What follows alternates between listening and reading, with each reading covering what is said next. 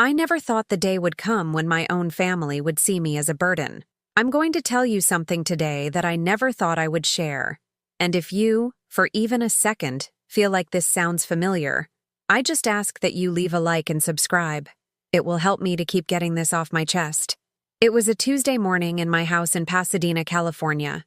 The sun was filtering through the lace curtains I had embroidered 30 years ago, back when I still believed that family love was unbreakable. My hands, now wrinkled and spotted with age, trembled as I held the coffee mug I had just prepared.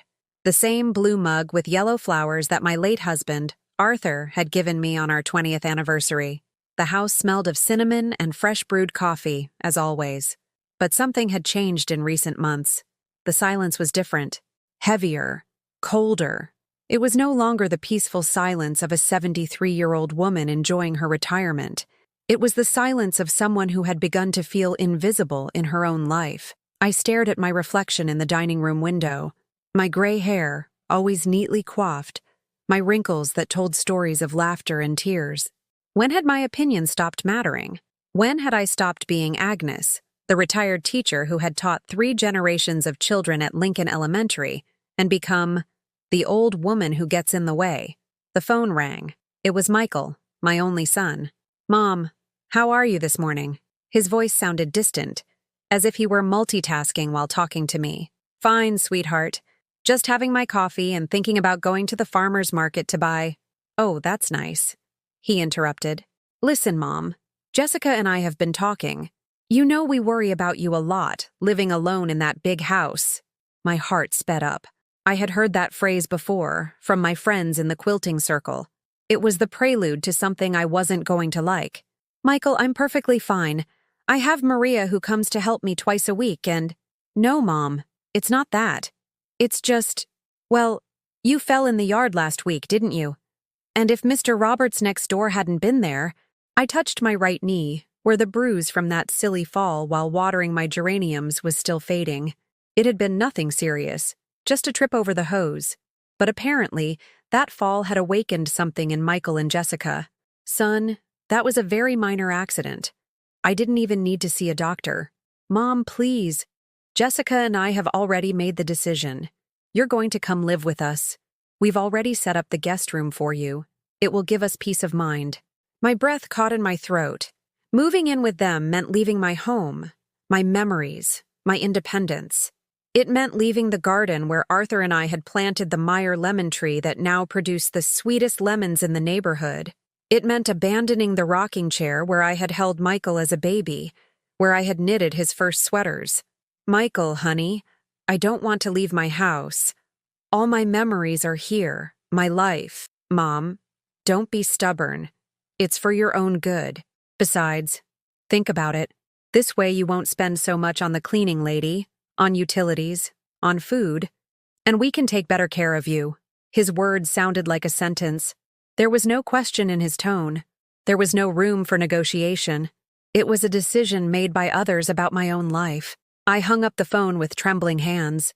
I sat in my dining room, surrounded by the photographs that told my family's story. Michael as a baby in my arms. Michael graduating with his engineering degree. Michael on his wedding day with Jessica, smiling while I held the bouquet that was supposed to bring eternal happiness. Jessica, my daughter-in-law for 8 years. A 42-year-old woman, always perfectly put together, always with a smile that never reached her eyes when she looked at me. She worked in real estate and had a way of speaking that made everything sound like a business transaction, even family conversations. From the beginning, I had noticed how she appraised things in my house. Her eyes would linger on my Franciscan ware china, on the living room set Arthur and I had bought with so much effort, on the jewelry I kept on my dresser. "You have such lovely things, Agnes," she would always say. But there was something in her tone that made me uncomfortable. A week later, Michael arrived with a moving truck. "It's all set, Mom. Jessica even bought flowers for your new room." There was no turning back. As I packed my most precious belongings, I felt as if I were attending my own funeral. Every object I wrapped in newspaper was a piece of my history vanishing. Michael and Jessica's house in Irvine was modern, minimalist, cold, all white and gray, without a soul, without a history. My room was at the back, far from the common areas, as if it were a servant's quarters. So you can have more privacy, Agnes, Jessica explained with that smile I knew so well. And look, we put this call button in for you in case you need anything at night, so you don't have to shout through the house. A call button. As if I were terminally ill. As if my voice no longer had a right to be heard in that house. The first night was the longest of my life, lying in a bed that wasn't mine, in a room that smelled of new paint instead of lavender, listening to unfamiliar noises. There was no lemon tree in the garden. There was no rocking chair by the window. There was nothing of mine, except the suitcase with my dresses and the photograph of Arthur I had managed to save from the hasty move. I got up to use the bathroom 3 times that night, and each time, as I passed down the hall, I heard Michael and Jessica's voices in their bedroom. They spoke in whispers, but the tone was argumentative. I managed to hear fragments. Not going to be easy. You have to be patient. It's worth it. Worth it? Was I worth it for something specific they had planned? The first few weeks at Michael and Jessica's house passed in a strange dance of forced pleasantries and uncomfortable silences. I tried to adapt, to be the perfect mother-in-law who didn't bother anyone, who didn't offer opinions, who silently appreciated the favor they were doing me. Every morning I got up early, as I had my whole life. By 6 a.m., I was already in the kitchen, making coffee for everyone. It was my way of feeling useful, of justifying my presence in this house that made me feel more like an intruder every day. "Good morning, Jessica," I'd say when she came down at 7, always perfectly dressed for work, in heels that clicked like hammers on the marble floor. "Oh, yes, good morning, Agnes," she'd reply without looking at me, checking her phone. "You didn't need to get up so early. We have our own routine." Her message was clear. I was disrupting the established order. My presence was an annoyance, even if it was for something as simple as making coffee. But I couldn't help it. For 50 years of marriage to Arthur, it had been my morning ritual. Getting up, putting on the coffee, preparing breakfast. It was what gave meaning to my mornings, what made me feel I still had a purpose. One day, as I was washing the breakfast mugs, Jessica approached the kitchen island with an expression I hadn't seen before. More serious, more calculating. "Agnes, Michael and I have been thinking. You have that house in Pasadena that's sitting empty, right?" My heart stopped. My house. My home. The place where I had built a life with Arthur, where I had raised Michael, where every corner held a memory. "Yes, it's closed up for now," I replied cautiously. "It's just, well, it's a shame to have it deteriorating from disuse. And the upkeep must be expensive. Property taxes, electricity, water." She was right about that. Keeping the house closed did generate expenses, but it was my house. It was my sanctuary, my backup plan if things didn't work out here. "Michael told me Arthur left you that property free and clear. How lucky is that? Nowadays, having a property like that in Pasadena must be worth, what? About $1.5 million? The figure hung in the air like an invisible trap. Jessica knew exactly what my property was worth. She had researched it. "Well, I don't know exactly how much." "Oh, Agnes, don't be modest. A house like that, in that area, at least 1.5 million. Michael and I were thinking you could rent it out. Or better yet, sell it. Imagine all that money properly invested, instead of being spent on maintaining an empty house." I froze. They didn't just want me to live with them. They wanted me to sell my house. "Jessica, that house holds a lot of memories for me." "Oh yes, memories. But memories don't pay the bills, Agnes. And at your age, the most important thing is financial security. We could help you manage that money. Michael knows a lot about investments." That night, when Michael got home from work, he called me into his study. It was the first time we had spoken alone since I arrived at his house. "Mom, Jessica told me you two talked about the Pasadena house." "Michael, son. That house. Mom, understand me. It's not practical to keep a property sitting empty. And the money from the sale would give you peace of mind for the rest of your life." I looked into his eyes, searching for the little boy I had raised, the young man who had studied engineering with the money Arthur and I had saved penny by penny, the boy who cried when he got hurt and ran into my arms for comfort. "Son, do you also want me to sell my house?"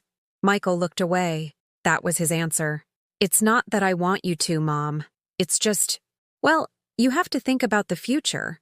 What if you get sick? What if you need special care? All of that costs money. His words sounded rehearsed, as if he had practiced this speech with Jessica, as if they had planned this conversation step by step.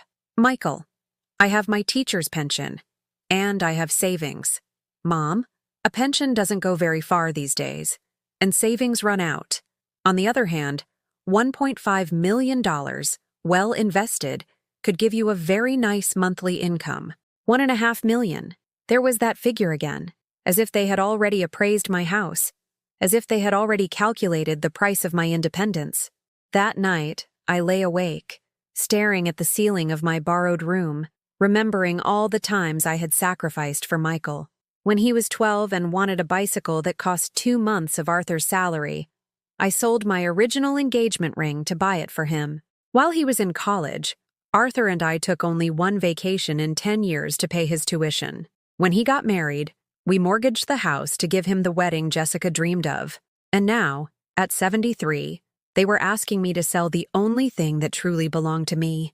The following days were a subtle campaign of pressure. Jessica would leave brochures for retirement homes, in case I was interested in looking at options. Michael would mention cases of elderly people who had been victims of burglaries in empty houses. I even found, by accident, a real estate appraisal of my house on the dining room table.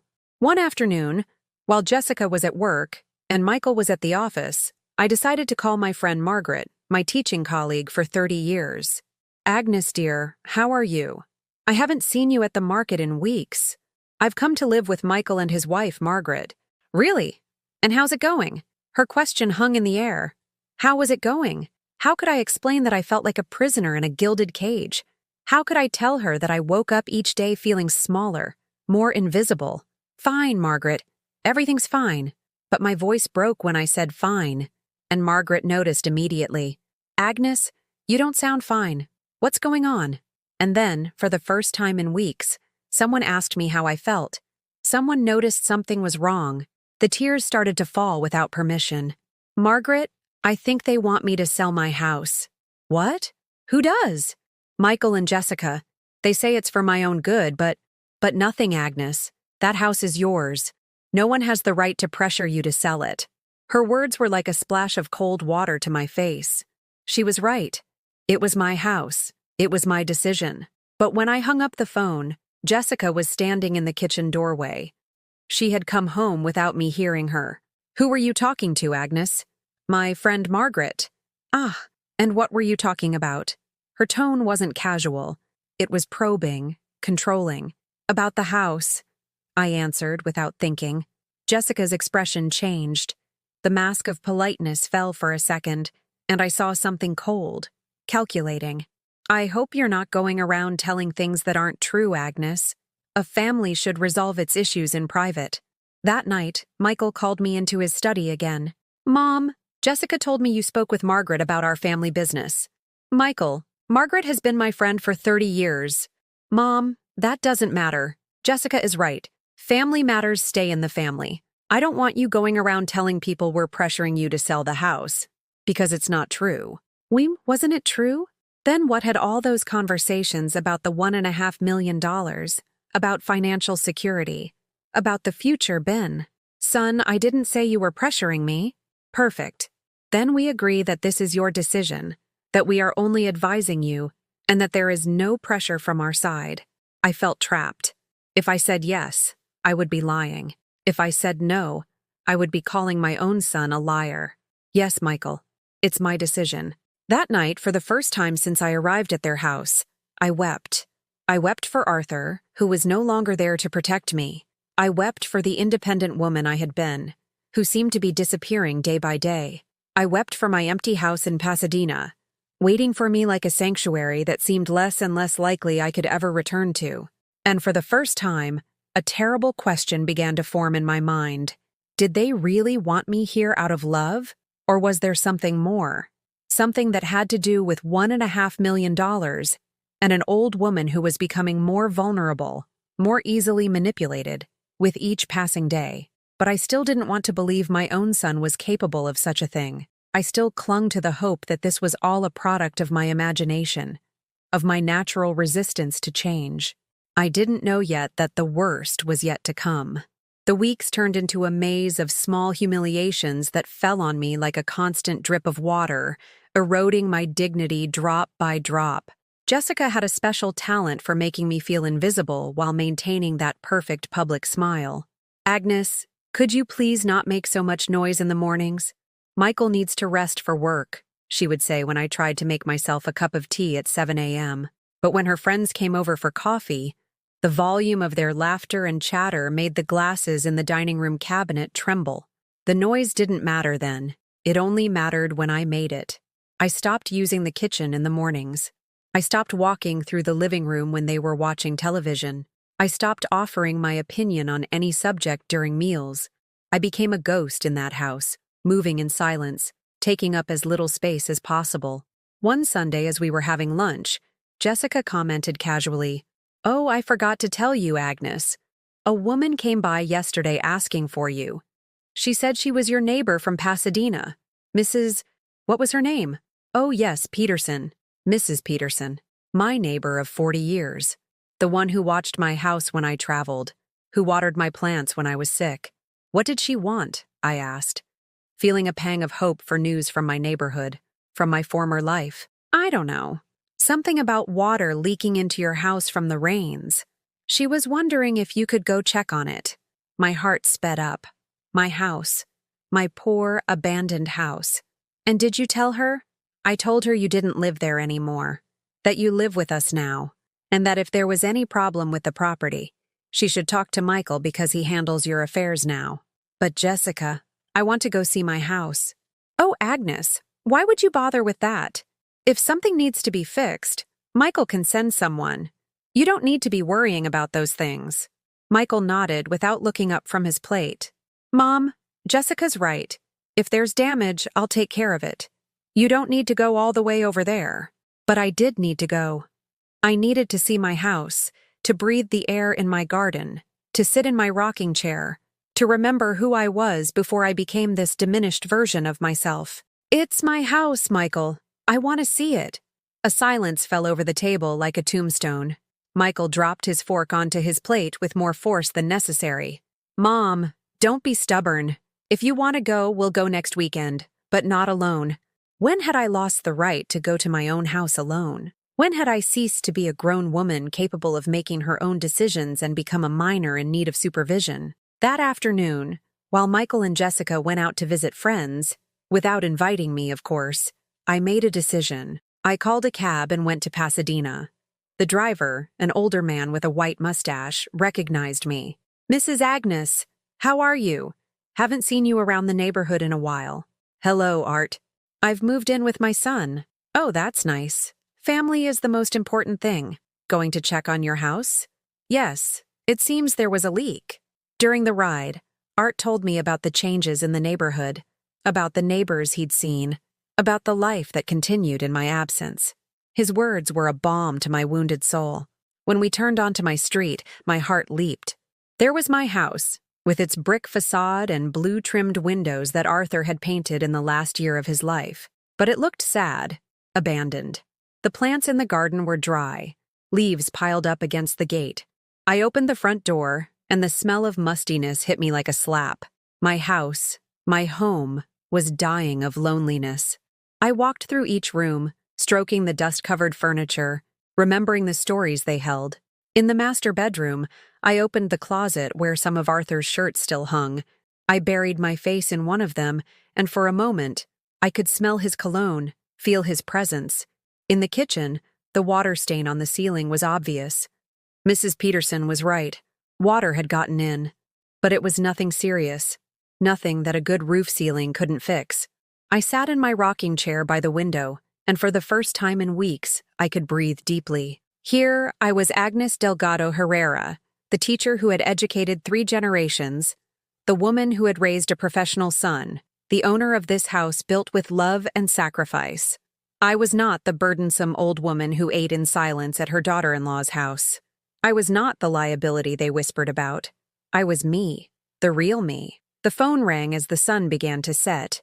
It was Michael, and his voice sounded more agitated than usual. "Mom, where are you? We came home and couldn't find you. I came to see my house, son, like you told me, Mrs. Peterson. You went alone? I told you not to go alone. What if something happened to you? What if you fell again? Michael, I got here perfectly fine. I took a cab with Art, who's known me for years. No, Mom, that's unacceptable. You can't be wandering around by yourself. We're on our way to get you. He hung up before I could protest. I sat in my rocking chair, watching the golden afternoon light filter through the windows, knowing that at any moment they would arrive to tear me away from my refuge. When I heard the car pull up, I took a deep breath. Michael stormed in like a whirlwind, followed by Jessica, who wore that poorly concealed expression of annoyance. Mom, you gave us a terrible scare. What were you thinking coming here by yourself? Michael, it's my house. I have the right to come whenever I want. Yes, but not alone. You saw it yourself. There's water damage. The house is deteriorating. What if a piece of the ceiling falls? What if you trip on something? Jessica walked through the living room, appraising everything with those realtor's eyes I knew so well. Oh, Agnes, look at this mess. The dampness is going to cause mold, and the yard is a disaster. The upkeep on this place will cost a fortune. It can be fixed, I insisted. It just needs the roof sealed and the garden trimmed. And who's going to be here to supervise? Who's going to make sure burglars don't break in? Empty houses attract trouble, Agnes. Michael nodded at his wife's every word like a puppet. Mom, Jessica's right.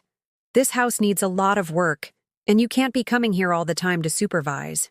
I could move back in, I said, and my own words surprised me. The silence that followed was deafening. Michael and Jessica looked at each other with an expression I couldn't quite decipher, but it sent a shiver down my spine. Mom, are you crazy? Move back in alone to a house that's falling apart? At your age, with the health problems you've had? I don't have health problems, Michael. I just fell once.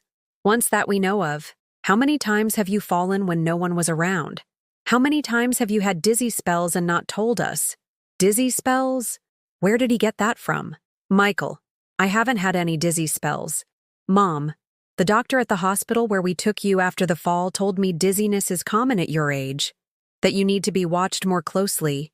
He was lying. The doctor never said that. I had been present for the entire consultation. Son, that's not true.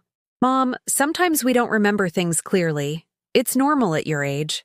That's why it's better for you to be with us, where we can take care of you. I felt like I was falling into a deep pit. My own son was inventing symptoms I didn't have, memory problems that didn't exist, to justify why I couldn't live alone. Jessica came over and put her hand on my shoulder with that smile I had learned to fear. Agnes, we love you very much. That's why we worry. That's why we want you to be safe with us. But I no longer felt loved. I felt captured. That night, back in my borrowed room, I lay awake late into the night. For the first time since I arrived at Michael's house, a terrible certainty began to crystallize in my mind. This wasn't love. This wasn't family care. This was something much darker, and I, like a fool, had walked straight into the trap. The next day at breakfast, Jessica casually dropped another bomb. Oh, Agnes, I forgot to tell you. The bank called yesterday. Something about some documents for your account that you need to sign. What documents? I don't know. Something about updating your information. Michael offered to accompany you so you don't have to make the trip alone. Accompany me. It was no longer going with me. It was accompanying me, like you accompany a child or someone who can't manage their own affairs. But what unsettled me most was something else. I hadn't received any calls from the bank, and my phone worked perfectly. How could the bank call Michael's house when I had never registered that number as a contact? And why did Jessica know about my bank accounts? A horrible suspicion began to germinate in my mind, a suspicion I didn't want to believe. But that was becoming harder to ignore each day. That afternoon, when Jessica had left for work and Michael was at the office, I dialed the bank from the house phone. Good morning, this is Agnes Herrera. I was calling about a call you supposedly made yesterday. One moment, ma'am, let me check. No, Mrs. Herrera, there's no record of any call from our end. In fact, your account is in perfect standing and you don't need to update any documents. I hung up, my hands trembling. Jessica had lied. She had invented the call from the bank. Why? The answer came that very night. when I heard Michael and Jessica talking in their bedroom. Their voices carried through the thin walls, and though I couldn't understand everything, a few phrases filtered through with terrifying clarity. She has to sign the papers. Power of attorney. Once we have access to the accounts. My blood ran cold. Power of attorney. Access to the accounts. They didn't want to care for me. They wanted to control me. They wanted legal access to my money, my properties, my entire life. And worst of all, my own son was at the center of this conspiracy. The following days were a confusing mix of paranoia and denial. Part of me wanted to believe I had misinterpreted the conversations, that my elderly mind was creating ghosts where there were none.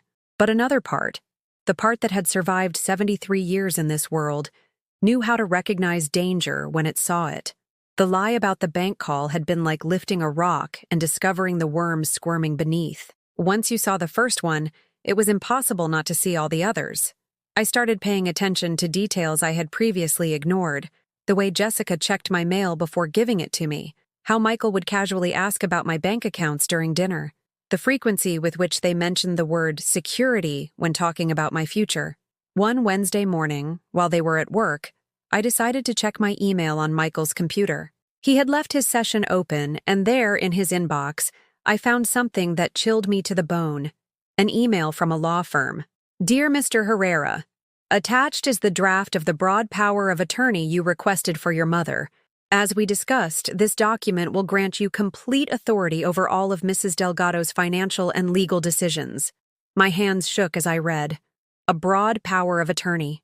That meant Michael would have total control over my life, my bank accounts, my house, my medical decisions, everything, and he was arranging it behind my back. I kept reading and found more emails.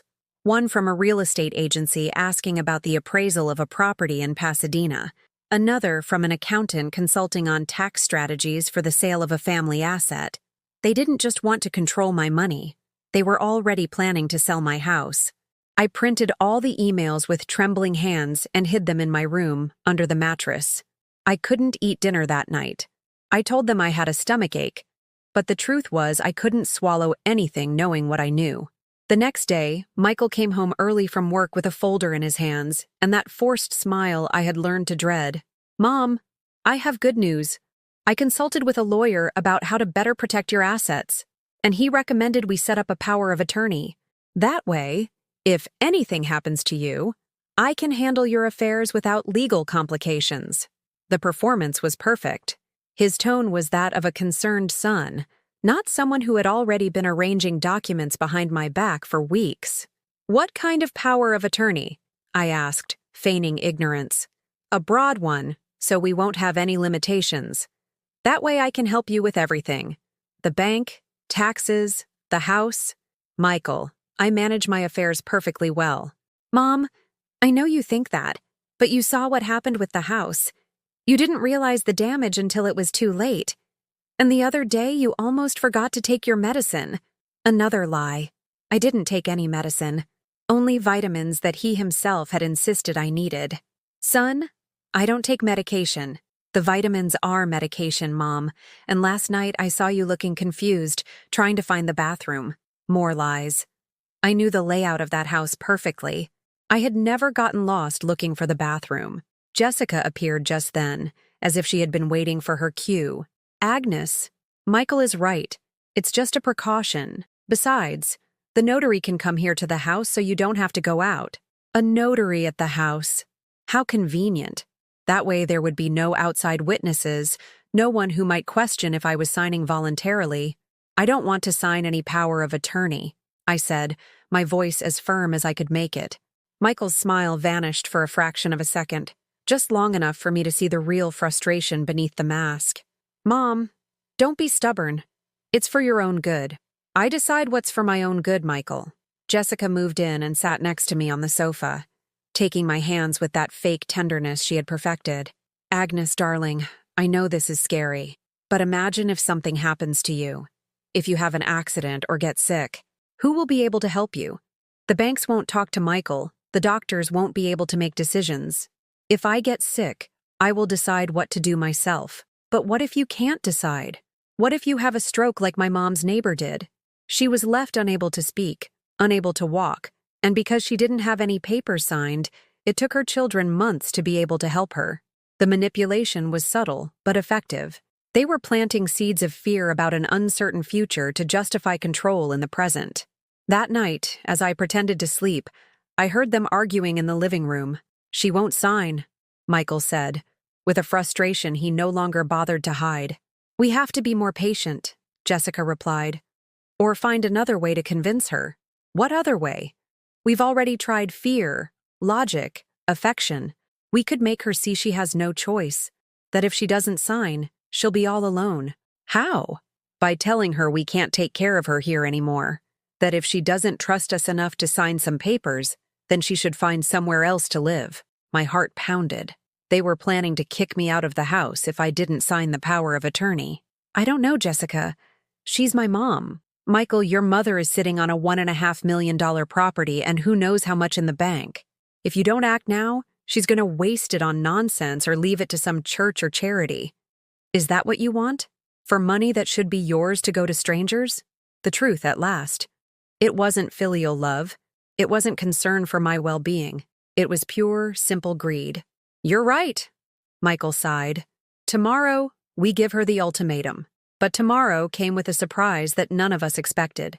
Early in the morning, as Michael was getting ready for work, the doorbell rang. It was my niece Valerie, my late sister's daughter, who lived in Phoenix and whom I hadn't seen since last Christmas.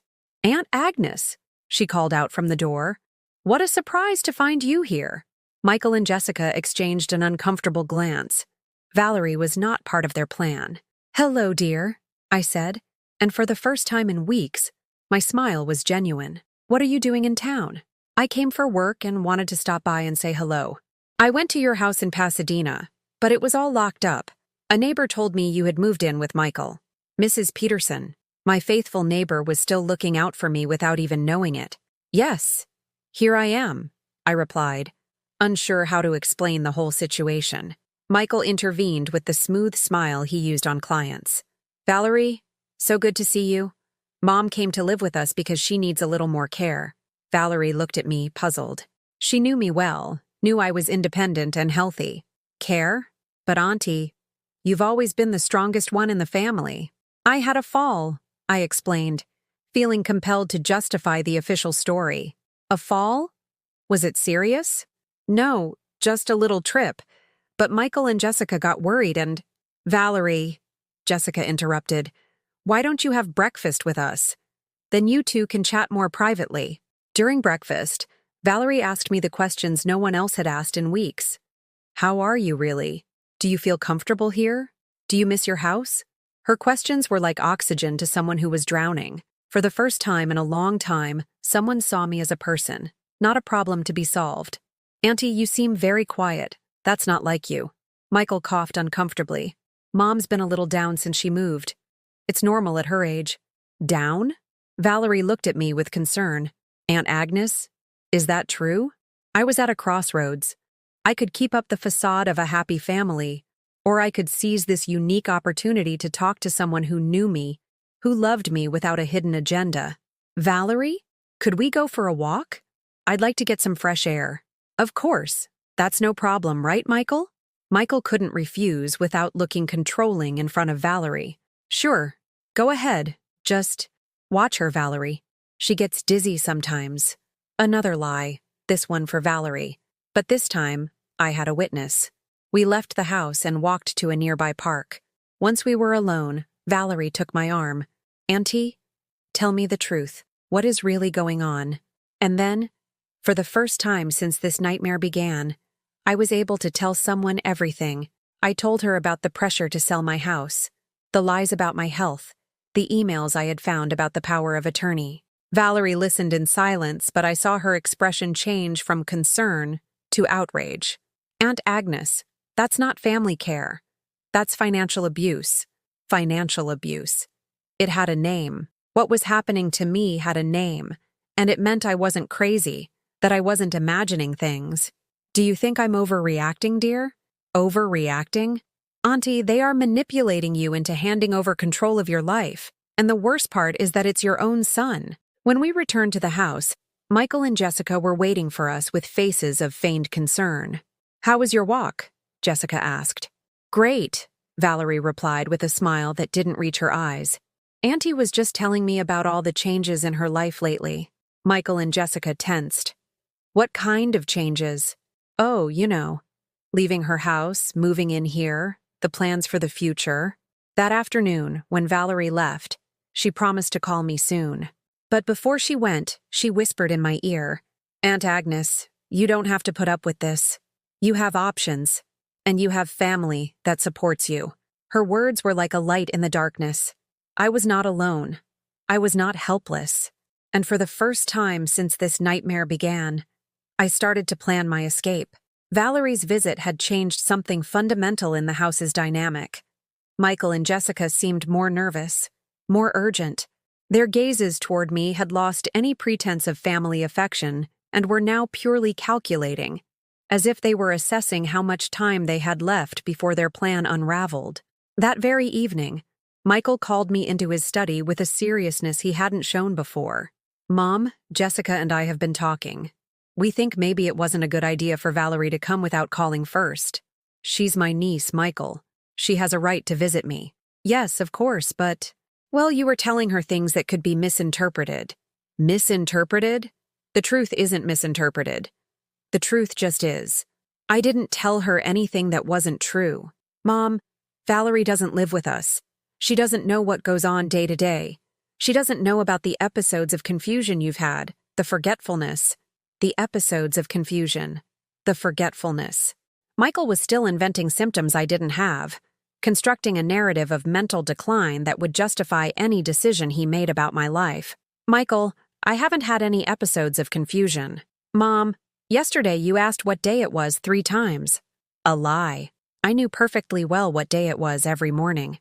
The day before, you got lost on your way to the bathroom and we found you in the kitchen. Another lie. I had never gotten lost in that house.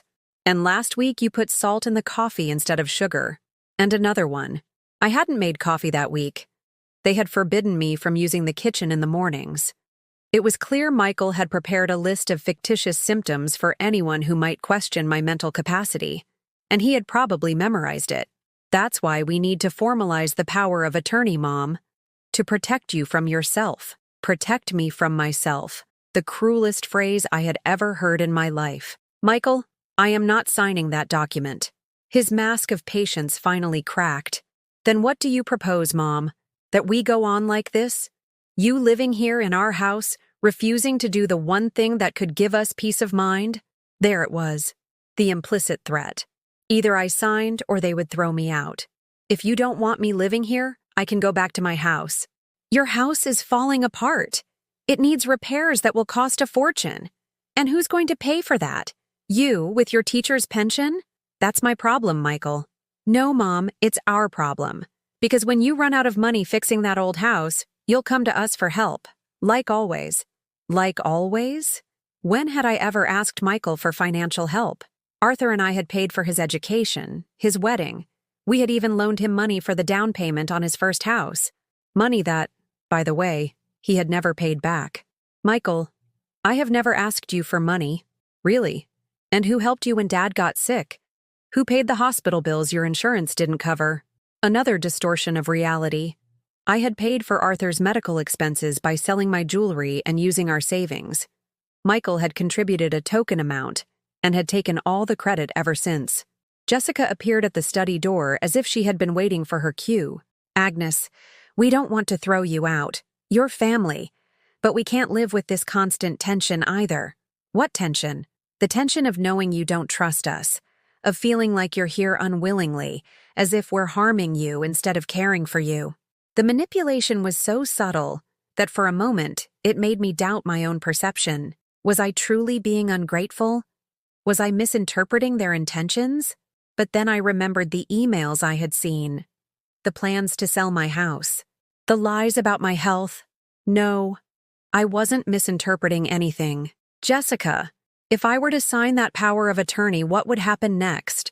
"Well, nothing, Agnes. We would just have the peace of mind of knowing that if something happens to you, we can help you immediately." "And my house?"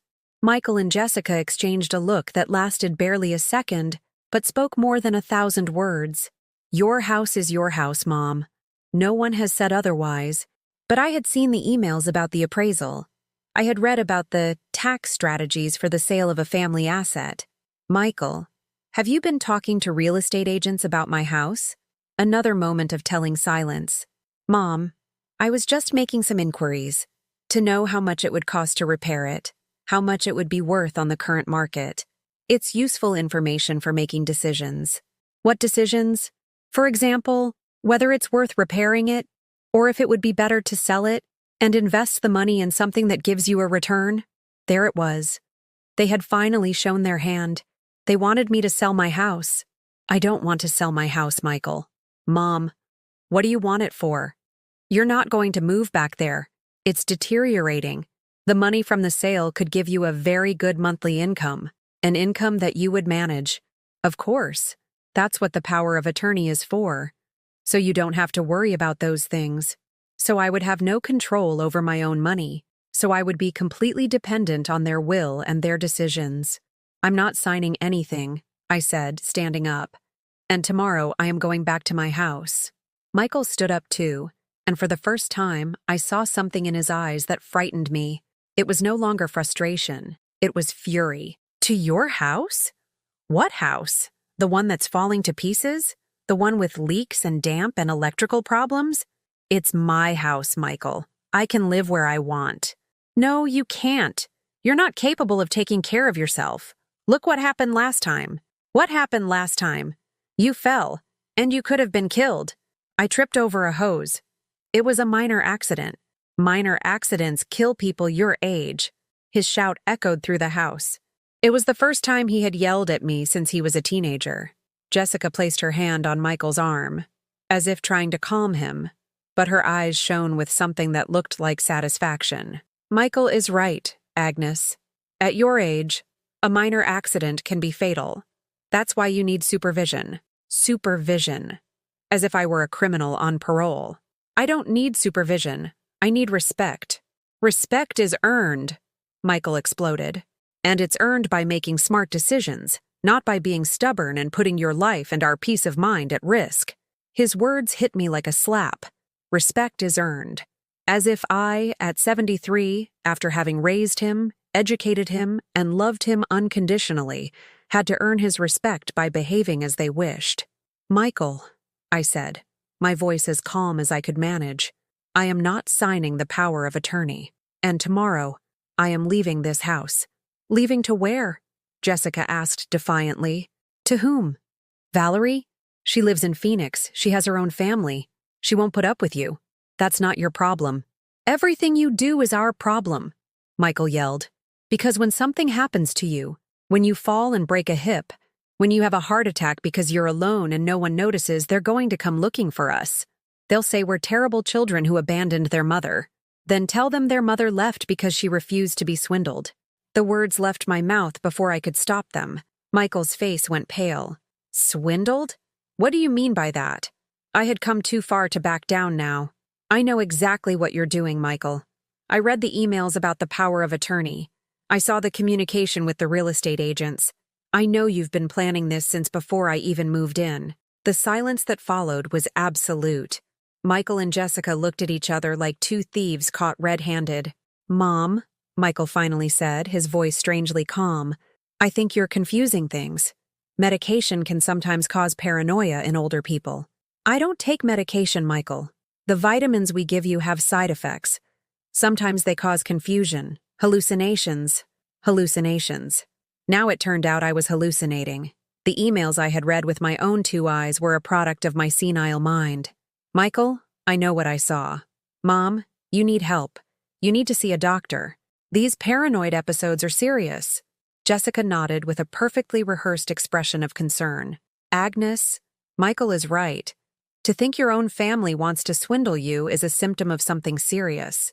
They were doing it again, turning my sanity into madness, my clarity into confusion. But this time I had proof. This time I had the printed emails in my room. I'm going to get the emails I printed, I said, heading for the door. What emails? Michael asked.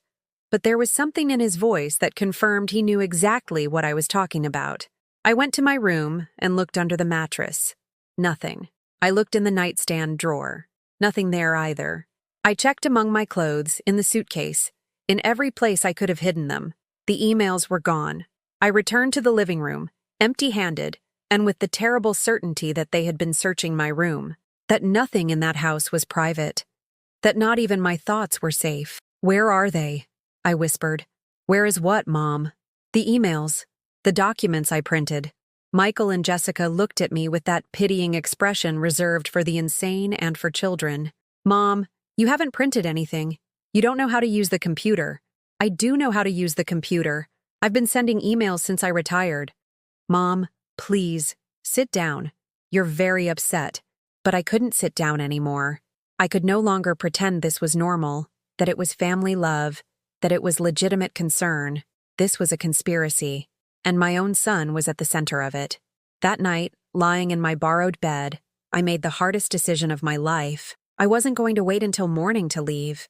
I would leave tonight, before they could stop me, before they could invent new symptoms of dementia, before they forced me to sign documents that would take away the last thing I had left, my freedom.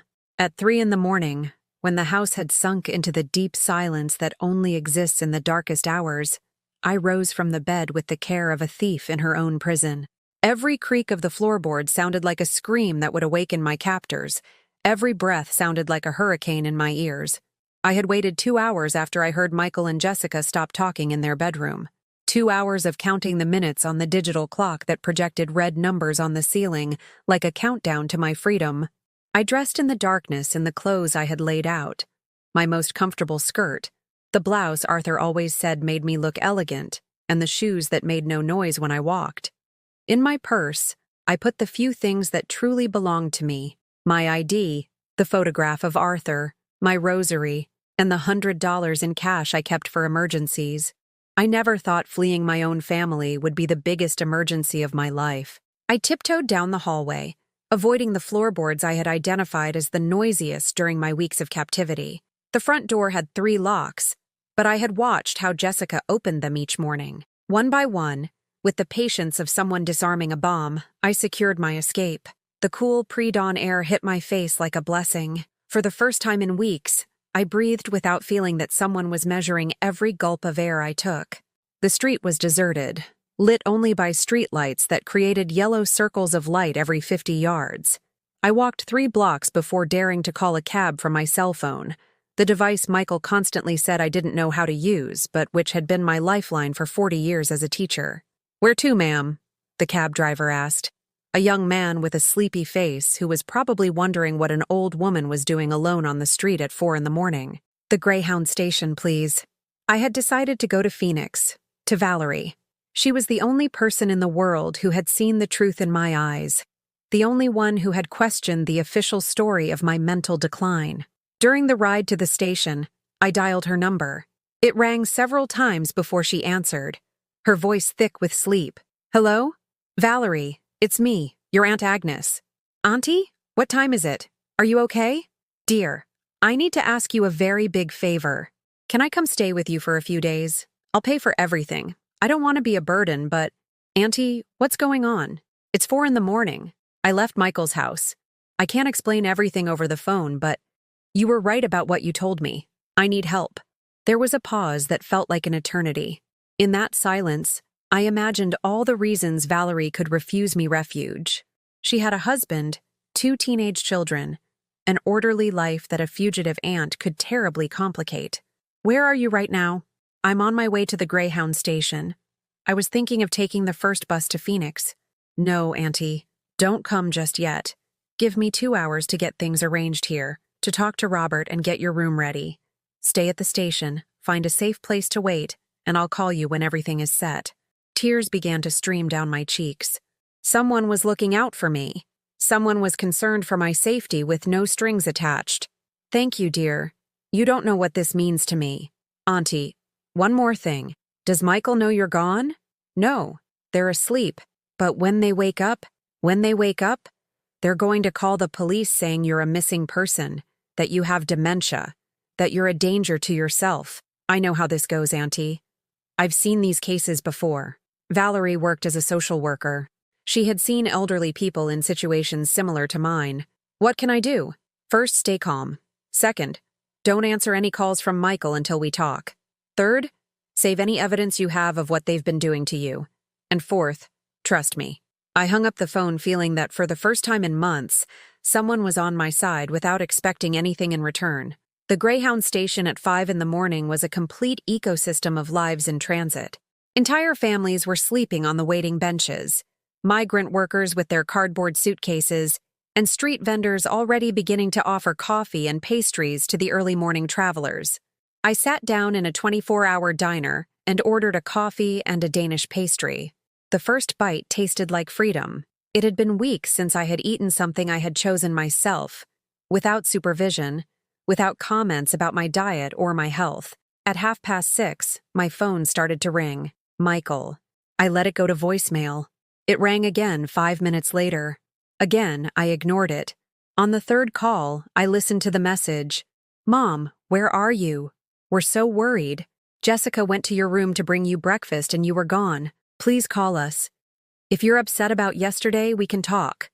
Don't do this to yourself. I wasn't doing anything to myself. I was saving myself. The fourth call was different. This time, Michael sounded genuinely frightened.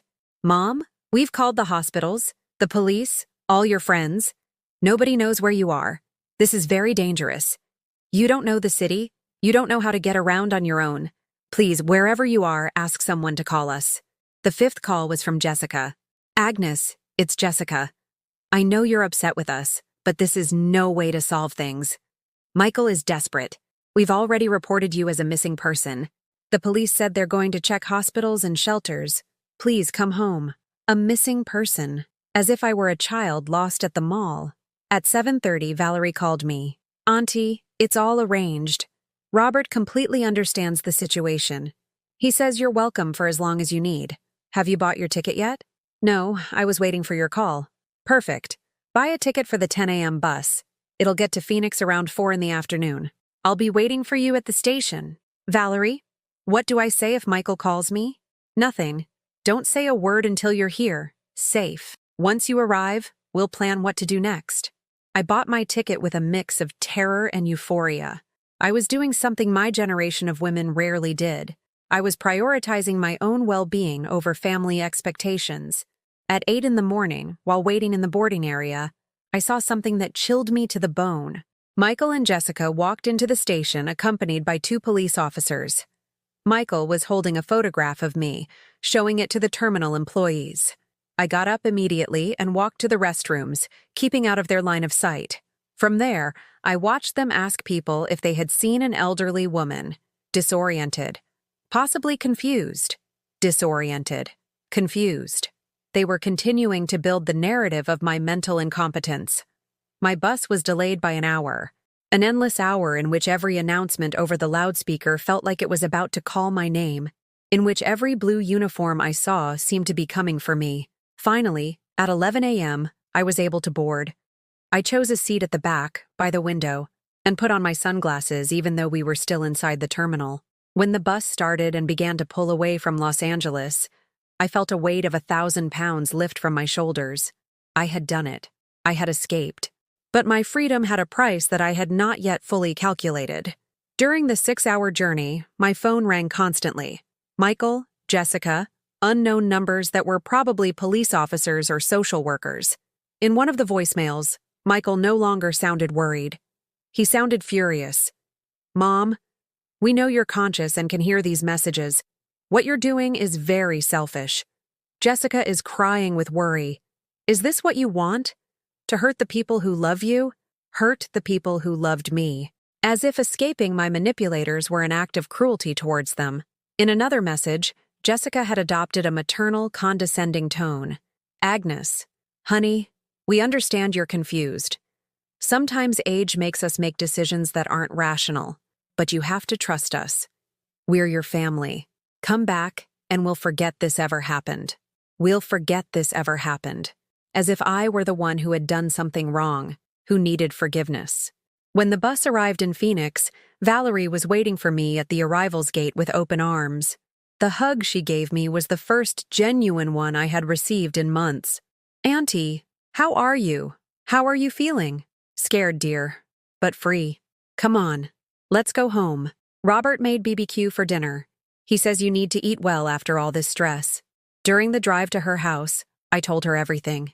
The details I hadn't been able to explain during her visit, the emails I had seen, the pressure to sign the power of attorney, the lies about my mental health. Valerie listened in silence, but I saw her jaw tighten with each revelation.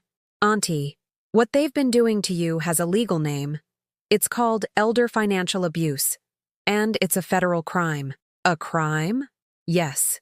Using manipulation, coercion, or lies to gain control over an older person's assets is a crime.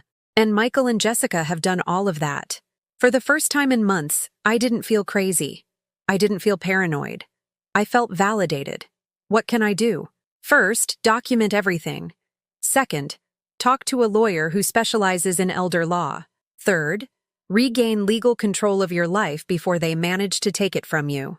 That night, in Valerie's guest room, I slept soundly for the first time since I had arrived at Michael's house. There were no locks on my door. There were no cameras watching me. There was no one measuring how many times I went to the bathroom or how long I took to answer a question. But I knew the war was just beginning. Michael wasn't going to give up so easily. Not when there was $1.5 million at stake. And I was right. The counterattack began the next day. The counterattack began at 6, the next morning. Valerie's phone rang with an insistence that cut through the walls like an emergency siren. From my room, I could hear her voice. First groggy with sleep, then tense and defensive. "No, Michael. You can't talk to her right now." "Yes, she's here. She's fine. She's safe." "No, she's not confused. She's perfectly lucid." I got up and walked to the living room, where Valerie was pacing back and forth with the phone pressed to her ear, making exasperated gestures. "Michael, don't yell at me. I'm your cousin, not your employee." "What do you mean, kidnapping? You're crazy.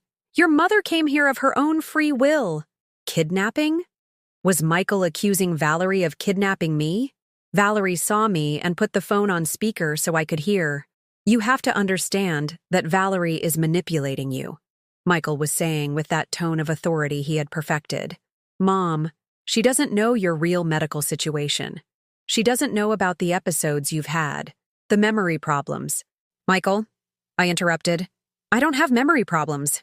"Mom, thank God. We were up all night looking for you. Jessica is a wreck." "I'm perfectly fine, Michael." "No, Mom, you're not fine. Leaving the house in the middle of the night, without telling anyone, going to another city with someone who doesn't live with you, who doesn't know your medical needs. That's not normal." There it was again. Defining what was normal for me. Judging my decisions as if I were a minor. "Michael, I came to Valerie's because I wanted to. Mom, Valerie is filling your head with ideas. She's convincing you that we want to hurt you when all we've ever done is take care of you." Valerie took the phone back. "Michael, listen to me very carefully. Your mother is an adult woman with all her mental faculties intact. She asked me for help, and I'm giving it to her. There is nothing illegal about that. Valerie, you don't know anything about the situation. Mom needs constant medical supervision. Her medications have to be taken at specific times." "What medications?" Valerie asked. There was a telling pause. The vitamins she takes for her osteoporosis, and the blood pressure medication." "I don't take blood pressure medication," I said loudly. "My blood pressure is perfect." "Mom, sometimes you forget you take it. That's why you need supervision." Valerie looked at me with an expression that mixed outrage and disbelief. "Michael, if your mother needed blood pressure medication, she would need to take it here too. Where is this medication? Do you have the prescriptions?" Another pause. They're at the house, in Mom's medicine cabinet." "Perfect. Mail them, along with the prescriptions and the reports from the doctor who prescribed them. I can't do that without medical supervision. They're controlled substances." "Michael," Valerie said with the patience of someone who had unmasked professional liars, "vitamins and blood pressure medicine are not controlled substances. They can be sent through regular mail." The silence on the other end of the line was eloquent. "Valerie, I'm not going to argue with you anymore. Mom needs to come home. Today, we have an appointment with her doctor to evaluate these episodes of confusion. What doctor? I asked. I don't have an appointment with any doctor. Mom, I made the appointment yesterday after you disappeared. The doctor needs to see you to adjust your medication. Michael, I'm not going to any medical appointment you made without my consent. Mom, please. You're acting irrationally. You're tearing the family apart. Tearing the family apart. As if protecting my dignity and my assets was an act of family vandalism. Valerie ended the call. Auntie, do you remember ever signing any authorization for Michael to make medical appointments on your behalf? Never. I've always handled my own medical affairs. Then he can't make appointments without your consent. And if you really had memory problems or dementia, there would have to be a legal process to obtain medical guardianship. Medical guardianship? It's when a judge determines a person can't make their own medical decisions and appoints someone else to do it. But it requires psychiatric evaluations, witnesses, real medical evidence. Michael had none of that because there was nothing to have. I was completely sane. That afternoon, Valerie took me to see a lawyer who specialized in elder law. Mr. Martinez was a man in his 50s, with the calm that comes from the experience of having seen all kinds of family tragedies. Mrs. Herrera, please tell me from the beginning what's been happening. I recounted the whole story. The pressure to move in with Michael, the lies about my health, the emails about the power of attorney, the conversations I had overheard about selling my house. The lawyer took notes, his expression growing more serious. Mrs. Herrera, do you have documents that prove your mental capacity? Recent medical checkups? I have my last checkup from 3 months ago. Everything was normal. Perfect. And do you have the documents proving you own your house in Pasadena? Yes, they're in my safety deposit box at the bank. Does your son have access to that box? No, only I have the keys and authorization. The lawyer smiled for the first time. Very good. That means your assets are protected for now, but we need to act quickly. If your son manages to convince a judge that you have dementia, he could obtain a temporary guardianship. Is that possible? Unfortunately, yes. I've seen cases where unscrupulous relatives use the legal system to gain control over perfectly capable seniors. They present false witnesses, complicit doctors, fabricated evidence. The thought terrified me. Would Michael be capable of going that far? What can I do to protect myself? First, we need a full psychiatric evaluation done by an independent doctor, confirming you are mentally competent. Second, we will notify your son in writing that any attempt to obtain guardianship will be legally contested. Third, we will review all your documents to make sure you haven't signed anything without realizing it.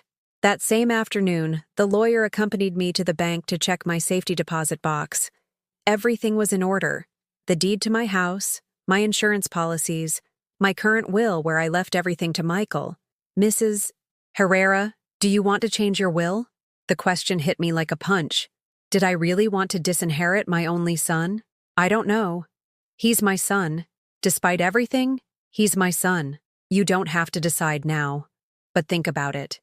If he gains control of your assets through fraudulent means, do you believe he will manage them with your well-being in mind?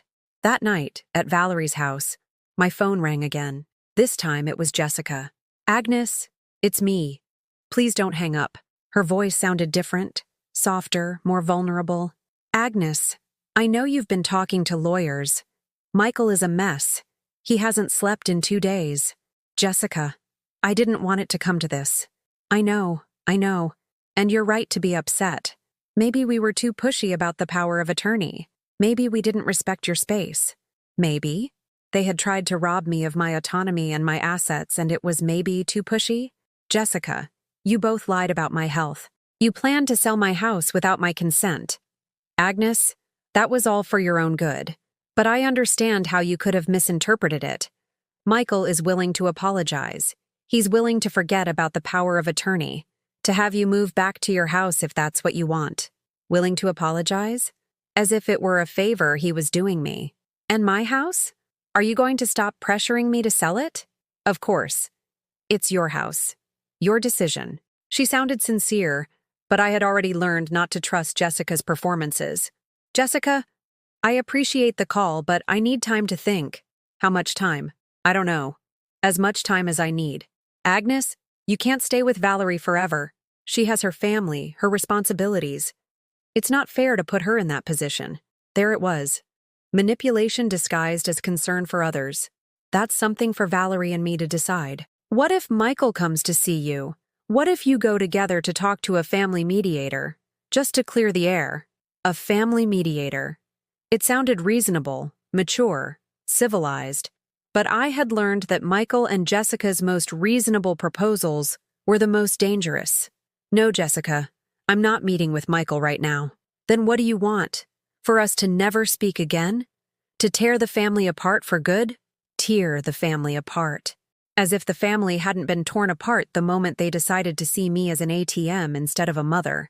Jessica, I didn't tear anything apart. You both did when you decided to treat me as if I were incompetent. But we can fix it, Agnes. Families can always be fixed if there's love and willingness. Love, the word they had used as a weapon for months. Jessica, I'm going to hang up now. Wait, Agnes. One last thing. Michael wants you to know that he loves you, that he'll always love you, that you're his mother and nothing will ever change that. I hung up with tears in my eyes, because that was the cruelest part of all. I loved him too. Despite everything he had done, he was still my son, the baby I had held in my arms, to whom I had sung lullabies, for whom I had sacrificed so much. But loving someone didn't mean you had to let them destroy you. That night, Valerie sat with me on her porch, under the Phoenix stars. Auntie, what are you feeling? Pain, dear. A lot of pain. That's normal. Acknowledging that someone you love is hurting you is one of the hardest things a human being can do. Do you think I'm doing the right thing? Auntie, you're the only one who can decide that. But I'll tell you something. In all my years working with senior citizens, I've never seen anyone regain their dignity by staying in an abusive situation. What if Michael really changes? If he really apologizes? He might. But real change takes time, and it requires the person to fully acknowledge what they did wrong. Has Michael acknowledged that he lied to you? That he tried to manipulate you? That he planned to steal your autonomy? No. Michael was still insisting it had all been for my own good, that I had misinterpreted his intentions. No, he hasn't acknowledged that. Then the change he's offering you is temporary. It's just to get you back, to make you lower your guard. Valerie was right. And in my heart, I knew it. But knowing the truth didn't make it hurt any less. A week after my arrival in Phoenix, just when I had started to believe that Michael might respect my decision to keep my distance, the blow came that confirmed I had underestimated just how far he was willing to go. Valerie came home from work that afternoon with an expression I had never seen before. She held an official-looking envelope in her hands and wore the face of someone who had received very bad news. "Auntie, we need to talk," she said, sitting down heavily on the living room sofa. "What happened, dear?" "Michael filed a lawsuit. He's asking a judge to declare you have senile dementia and to appoint him as your legal guardian." The words hit me like punches to the gut. A lawsuit. My own son was taking me to court, trying to use the legal system to take away my autonomy. Is that possible? Yes, Auntie. Unfortunately, it is. Michael submitted medical documents that supposedly show cognitive decline, witness statements claiming to have seen episodes of confusion, and evidence that you've made irrational decisions, like running away from home in the middle of the night. But those medical documents can't be real. I don't have cognitive decline. The problem is that the legal system is designed to protect seniors, even from themselves. Judges prefer to err on the side of caution. If there's any doubt about your mental state, they can grant a temporary guardianship while the case is sorted out. And what would that mean? That Michael would have control over all your financial, medical, and legal decisions. He could sell your house, move your money, even decide where you live and who you can see. The room started to spin. Everything I had feared, everything I had tried to avoid, was about to happen in the most humiliating way possible, with the legal authority of the state. "Valerie, what can I do? We have to prove you are completely sane. Mr. Martinez has already scheduled a full psychiatric evaluation for tomorrow. We're also going to get witnesses to testify about your mental fitness, and we have to prepare for a hearing where you will have to defend your own sanity." I couldn't sleep that night. The irony was too cruel. After a lifetime of working, raising my son, contributing to society, I now had to prove to a stranger in a robe that I deserved to control my own life. The psychiatric evaluation was the next day at a private hospital in Phoenix. Dr. Hernandez was an older man, in his 60s, with the weary gentleness of someone who had evaluated thousands of human minds. Mrs. Herrera, we're going to do a series of tests to evaluate your cognitive functions. Don't worry, there are no right or wrong answers. For 3 hours, I answered questions about dates, places, historical events. I solved math problems, repeated number sequences, drew geometric shapes. I counted backward from 100 by sevens. I recalled lists of words. I explained common proverbs. Every question reminded me of the absurdity of the situation. I, who had taught hundreds of children to read, who had managed family budgets for 50 years, who had made complex decisions my entire life, now had to prove I knew it was Tuesday. Mrs. Herrera, your results are perfect, the doctor told me at the end. Your cognitive ability is above average for your age. There is no sign of dementia, cognitive decline, or mental incapacity. Will that be enough to stop Michael's lawsuit? It should be. But I've seen cases where relatives insist that symptoms only appear at home, that the person can act normal during evaluations but be confused in daily life. The fear returned. Would Michael be capable of inventing false witnesses, of paying off complicit doctors? How far was he willing to go for $1.5 million? The answer came 2 days later, when Valerie showed me what Michael had posted on Facebook. With great sorrow, we ask for your prayers for my mother, Agnes Herrera. She has developed senile dementia and left home during an episode of confusion. She is currently being manipulated by people taking advantage of her condition. We are fighting a legal battle to protect her. Any information on her whereabouts, please contact us. He had uploaded a photo of me from 5 years ago, where I looked frailer, older. In the comments, friends and acquaintances expressed their sorrow and promised to pray for my recovery. Auntie, this is a strategy, Valerie explained. He's creating a public narrative that you have dementia. When people read this, anything you do will be seen through that filter. Can I respond? Clear things up? You could, but Michael would probably use it as evidence that you're agitated or paranoid. It's a trap. If you respond, you confirm you're out of control. If you don't, people assume it's true. I felt like a cornered animal. Michael had turned my own reputation into a weapon against me. But the worst was yet to come. 3 days before the hearing, while Valerie was at work and I was alone in her house reading in the garden, an unexpected visit arrived. It was Margaret, my old colleague from school, accompanied by 2 women I didn't recognize. Margaret looked uncomfortable, nervous. Agnes, dear, how are you? We heard what happened and came to see you. Margaret, what a surprise. How did you know I was here? Michael gave us the address. He's so worried about you. One of the women with Margaret introduced herself as Dr. Santillan, a specialist in geriatrics. The other was a social worker from Adult Protective Services. Mrs. Herrera, we've come to do a quick evaluation just to make sure you're being well cared for. What kind of evaluation? Nothing complicated. Just a few questions about how you're feeling. If you're taking your medication, if you understand where you are. It was an ambush. Michael had sent these women to evaluate me without legal authorization, probably to get evidence he could use in the hearing. I'm not answering any questions without my lawyer present, I said, my voice as firm as I could make it. Agnes, don't be so suspicious, Margaret intervened. We just want to help you. Margaret, if you really wanted to help, you would have come alone, as a friend, not accompanied by doctors I don't know. Dr. Santillan took a recorder out of her bag. Mrs. Herrera, could you please tell us what day it is? Doctor, I repeat, I will not answer questions without my lawyer present. Your refusal to cooperate will be noted in our report. Note whatever you want. Now I must ask you to leave this property. The women exchanged glances. Margaret looked ashamed. Agnes, please. Michael just wants to make sure you're okay. Margaret, Michael wants to take away my autonomy and my assets, and you are helping him. How can you say that? He's your son. He loves you. He loves me? Then tell me, Margaret, why did he never visit me in the 2 years after Arthur died? Why did he never offer to help with the funeral expenses? Why did he only become interested in caring for me after he found out how much my house was worth? Margaret had no answer. The social worker was taking notes furiously.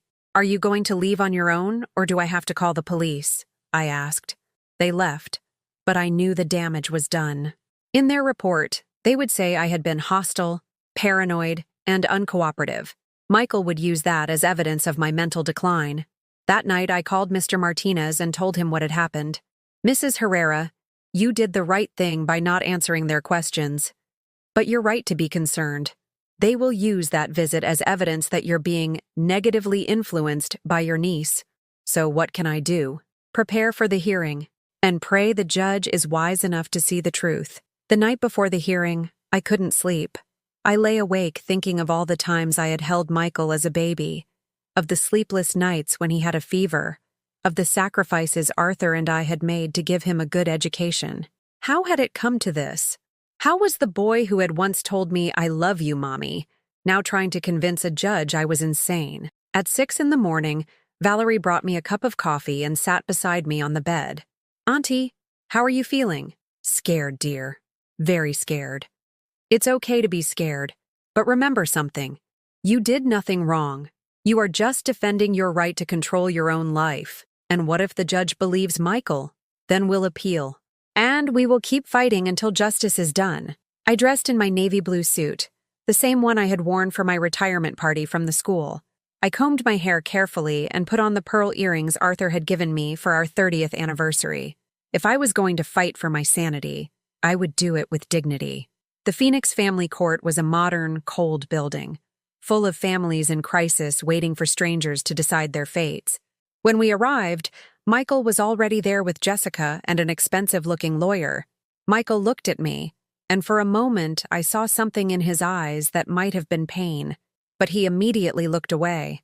"Mrs. Herrera," Mr. Martinez told me, "remember, answer only what you're asked. Be clear and direct. Don't let them provoke you." When the judge entered the courtroom, we all stood. He was a man in his 50s, with a serious but not unkind expression. This court is now in session to determine the mental capacity of Mrs. Agnes Herrera in response to the petition for guardianship filed by her son, Michael Herrera. My fate was in that man's hands. And for the first time in months, I didn't know if my future would include my freedom. Michael's lawyer stood up first, with the confidence of someone who believed he held a winning hand. He was a man in his 40s, expensive suit, red power tie, and that shark-like smile that characterizes certain types of attorneys. "Your Honor, the case we present today is heartbreaking but necessary. Mr. Michael Herrera is forced to request guardianship of his mother, Mrs. Agnes Herrera, due to a progressive mental decline that has led her to make decisions that jeopardize her safety and her assets. To hear a stranger talk about me as if I were a defective object in need of repair was humiliating beyond anything I had imagined. Mrs. Herrera has shown episodes of confusion, memory loss, and erratic behavior. 2 weeks ago, she abandoned her home in the middle of the night without notifying her family, putting herself in grave danger. She is currently under the influence of individuals who are taking advantage of her vulnerable mental state." Every word was like a stab. Michael had turned my flight to freedom into evidence of madness. "We present medical testimony, witness statements, and documentary evidence that prove Mrs. Herrera can no longer make rational decisions about her life and property." The lawyer began to present his evidence. First, a medical report from a doctor I had never met, describing symptoms consistent with early-stage dementia, based on family testimony from Michael. "Your Honor, Dr. Ramirez evaluated Mrs. Herrera's behavior according to her son's reports and found patterns consistent with cognitive decline. Did Dr. Ramirez personally examine my client?" Mr. Martinez asked. "It wasn't necessary, Your Honor. The symptoms reported by the family are clear enough for a preliminary diagnosis." The judge frowned. Even to me, it seemed strange for a doctor to diagnose dementia without examining the patient. Next, they presented the witness statements. Jessica had testified in a written statement that she had seen me confused on multiple occasions, that I often forgot conversations we'd had the day before, and that I had tried to cook on a cold stove. Every one of these claims was a lie. but they were presented with such conviction that I began to doubt my own memory. Had that really happened? Was it possible I had forgotten these episodes? Margaret, my former coworker, had signed a statement saying that during her visit, I had seemed paranoid and hostile, that I had refused to cooperate with medical professionals, and that I appeared to be under the influence of third parties. Margaret's betrayal hurt more than Jessica's lies. We had worked together for 30 years. I had been the godmother to her youngest son. How could she have signed those lies?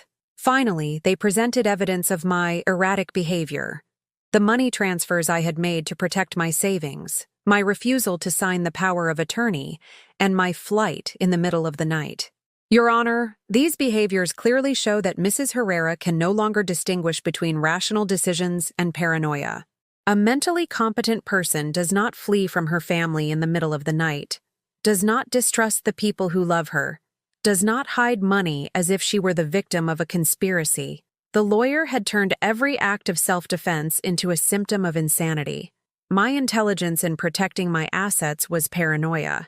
My refusal to be manipulated was erratic behavior. My escape to freedom was proof of mental incapacity. When he finished his presentation, it was Mr. Martinez's turn. Your Honor, what we have just heard is not legitimate medical evidence. It is a smear campaign designed to justify the theft of a perfectly sane woman's estate. He rose with dignity and began to dismantle every argument. First, the supposed medical diagnosis. Dr. Ramirez never examined Mrs. Herrera. His diagnosis is based solely on the reports of the very person who stands to benefit from a declaration of incapacity. This is not medicine. It is professional malpractice. Second, the witness statements. Mrs. Jessica Herrera has a direct financial interest in the outcome of this case. Her statement is inherently biased. As for Mrs. Margaret Lopez, her evaluation was conducted during an unauthorized visit, without Mrs. Herrera's consent, and in the company of professionals who had no legal right to be there. Third, the supposed erratic behavior. Your Honor, is it erratic for a woman to protect her savings when she discovers her family is planning to take them? Is it irrational to refuse to sign documents that would hand over control of her life to others? Is it a symptom of dementia to escape from an abusive situation? Mr. Martinez then presented our evidence, the results of the full psychiatric evaluation I had undergone, where I scored perfectly on all cognitive tests. Your Honor, here is the real medical evidence. Mrs. Herrera was evaluated by Dr. Hernandez, a board-certified psychiatrist with 20 years of experience in geriatric evaluations. His results show cognitive ability superior to the average for her age. He also presented copies of the emails I had seen, where Michael and real estate agents discussed the sale of my house. Your Honor, these documents prove that Mr. Herrera was planning to dispose of his mother's assets without her consent. This is not filial care. This is elder financial abuse. Finally, he presented statements from people who knew me well. The principal of the school where I had worked, neighbors from Pasadena who could testify to my competence, and Valerie, who had observed my behavior for the past few weeks. Your Honor, we ask that Mrs. Herrera be allowed to testify in her own defense. Let the court hear from her directly and evaluate her mental capacity firsthand. The judge nodded. Mrs. Herrera, are you willing to testify under oath? Yes, Your Honor. I stood and walked to the witness stand with my back straight and my head held high. If I was going to fight for my sanity, I would do it with all the dignity I had left. The judge looked me directly in the eye. Mrs. Herrera, do you understand the proceedings that are taking place here today? Perfectly, Your Honor. My son is attempting to use the legal system to take control of my life and my assets, based on false claims about my mental state. Can you explain to me why you left your son's house in the middle of the night? Because I had discovered they were planning to defraud me, Your Honor. I found emails where they discussed how to gain legal control over my assets. I overheard conversations where they planned to sell my house without my consent. I did not flee out of confusion. I fled for my survival. Why did you refuse to sign the power of attorney your son proposed? Because a broad power of attorney would have given him total control over my life, Your Honor. He could have sold my house, moved my money, even decided where I lived and who I could see, and he was arranging all of this behind my back. before he even asked me to sign. The judge took notes as I spoke. His expression was serious but not hostile. Mrs. Herrera, have you had any episodes of confusion or memory loss? No, Your Honor. Everything that has been said about my mental state is a lie. I manage my own finances. I cook for myself. I correspond with friends. I read novels. I do crossword puzzles. My mind is as clear as it was when I was a teacher. How do you explain the testimony of people who claim to have witnessed these episodes? Your Honor, the people who testified against me have a financial interest in the outcome of this case. My daughter-in-law would benefit directly if my son gained control of my estate. As for my former co-worker, she was deceived by my son into participating in an unauthorized medical evaluation, and when I refused to cooperate with that violation of my rights, she interpreted my firmness as hostility. Michael's lawyer stood up. Objection, Your Honor. The witness is displaying the exact type of paranoia we have described. Your Honor, I replied before the judge could speak, it's not paranoia when they are actually conspiring against you. I have documentary proof of their plans. The emails exist. The conversations I overheard are real. My son is trying to defraud me, and when I defend myself, he calls me crazy. The silence in the room was absolute. The judge looked at me for a long moment. Mrs. Herrera, what is it that you want? I want to control my own life, Your Honor. I want to decide where I live, how I spend my money, and who has access to my personal affairs. I want my son to respect me as the capable adult woman I am, not treat me like a faulty burden that needs to be managed. And if the court were to determine that you need some kind of supervision, Your Honor, I accept that there comes a time in life when older people may need help, but that time must be determined based on real medical evidence, not on the greed of relatives who want access to an inheritance. If I ever truly lose my mental faculties, I hope there are legal systems in place to protect me. But today is not that day. When I finished testifying, I sat down, feeling strangely at peace. I had spoken my truth. I had defended my sanity in a court of law. I had fought for my dignity with the only weapons I had: honesty and the clarity of my mind. The judge retired to his chambers to deliberate. The next 30 minutes were the longest of my life. When he returned, his expression was serious, but resolute. After reviewing all the evidence presented, this court finds that Mrs. Agnes Herrera possesses full mental and legal capacity to make her own decisions. I felt as if a 1,000-ton weight had been lifted from my shoulders. The petition for guardianship is denied.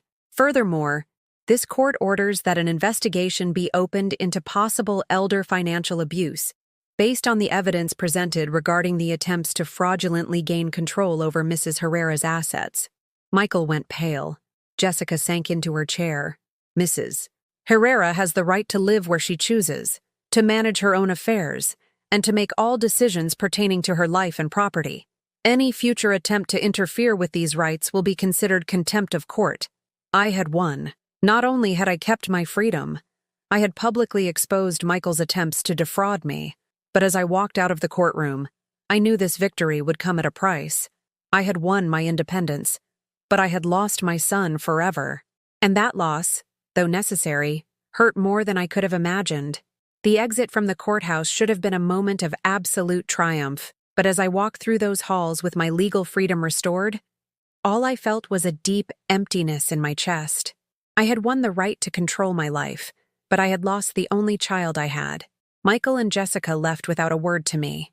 Not a glance, not a gesture, not even the minimal courtesy of acknowledgement. They simply vanished as if I had died to them in that moment. Valerie took my arm as we left the building. Auntie, how are you feeling? Free, dear, but also very alone. Mr. Martinez caught up with us on the courthouse steps. Mrs. Herrera, congratulations. Not only did you win your case, but the judge also ordered an investigation into your son. He will very likely face charges for attempted financial abuse. The news should have brought me satisfaction, but it only filled me with sadness. Michael was my son. Despite everything he had done, he was still the baby I had held in my arms, the boy I had comforted during nightmares, the young man who had cried on my shoulder when he first fell in love. Mr. Martinez, is it possible for me to drop the complaint? Valerie looked at me, surprised. Mrs. Herrera, the lawyer intervened, The investigation is no longer up to you. The state has an interest in prosecuting these cases to protect other seniors. Besides, your son could interpret any gesture of clemency as weakness and try to come after you again. He was right, but that didn't make it hurt any less. That night, at Valerie's house, I sat in the garden under the Phoenix stars and called Michael. I needed to make one last attempt, one last chance to salvage something of our relationship. The phone rang several times before he answered. "What do you want?" His voice was cold, hostile. "Michael, it's your mother. I wanted to talk to you. You're not my mother anymore. My mother was a woman who respected her family, who trusted her son. You're a stranger who publicly humiliated me." His words pierced me like daggers. "Son, I didn't want it to come to this." "Don't call me son. Sons don't report their parents. Sons don't destroy their family over money. Michael, you were the one who took me to court. You were the one who tried to take away my autonomy. Because you needed protection. Because you're being manipulated by Valerie and her lawyers. But you preferred to believe them over your own blood. Michael, do you really believe I'm insane?" There was a long pause. In that silence, I hoped to hear some remnant of the love we had once shared. "I believe you're no longer the woman who raised me. That woman would never have destroyed her family for the sake of pride." "Pride? Michael, I just wanted to maintain control of my own life." "Your life was already over. You're an old woman. Your job was to trust me and let me take care of you, but you chose strangers instead." "Valerie isn't a stranger. She's my niece. Valerie is an opportunist who took advantage of your paranoia. And now, thanks to you both, I'm going to face criminal charges. My reputation is destroyed. My career is ruined. His career. His reputation. Not a single word about my well-being, about my pain, about the betrayal I had felt. Everything revolved around how my self-defense had affected him. Michael, did you ever stop to think how I felt? What it meant for me to know my own son was planning to defraud me? I wasn't defrauding you. I was protecting you from yourself. But you turned it into something dirty, something criminal. Son, trying to gain control over my money without my consent is criminal. You're my mother. Everything you have should be mine someday.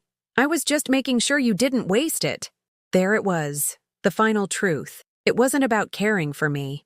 It was about securing his inheritance. I was simply a temporary obstacle between Michael and the money he considered his by right. "Michael, when I die, you will inherit everything I have. That was always the plan. But while I'm alive, my money is my own." "You could die tomorrow. You could develop real dementia. You could be scammed by any criminal. At least with me, you knew the money would stay in the family. With the family that doesn't respect me, that lies to me, that tries to manipulate me. We loved you.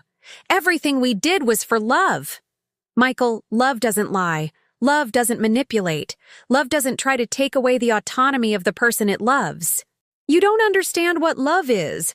Love is sacrifice. It's putting family first. It's trusting even when you don't understand. You're right, son. I sacrificed 40 years of my life for you. I put your education before my own needs. I trusted you even when you started to show who you really were. That is love. What you did to me is not. What I did was take care of you. And this is how you repay me. Michael, I'm going to hang up now, but I want you to know something. Despite everything, you are still my son. You will always be my son. If you ever want a real relationship with me, based on mutual respect, I'll be here. But I will never again allow you to treat me as if I were your property.